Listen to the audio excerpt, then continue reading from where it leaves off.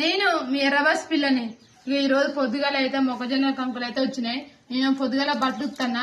ఈ కంకుల కోసం దాదాపు బట్టలు అడిచి పెట్టి ఇక పోయిన బండికాడికి అయితే ఉరికిన. బండికాడికి ఉరికేసరికి వాడు వేరే సందుకు పోయిండు. ఇక సర్లే అని మళ్ళీ వచ్చిన.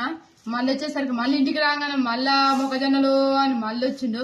ఇక సర్లే ఇక మా బాగుండి ఇక మళ్ళీ వాడు వచ్చిండని తీసుకోపోగానే పోయినా. ఎంత అని అడిగిన ఒక కేజీకి 100 రూపాయలు అంట 3 కేజీలకు. అయితే కేజీన్నర తీసుకొని వచ్చిన. ఇవాళ ఉడకబెట్టాలి, బాగుంటాయి. ఓపెన్ చేస్తున్నా.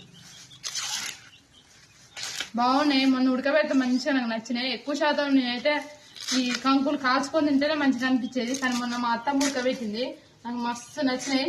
అందుకనే తీసుకున్నా. పట్టు వాడిని ఎట్లయినా పట్టుకొని ఇలా మొక్కజొన్న బయట తీసుకున్నా. బాగుందిగా, ఉడకబెట్టుకొని తినాలే. మంచిగా ఉంది, మంచిగా లేతది.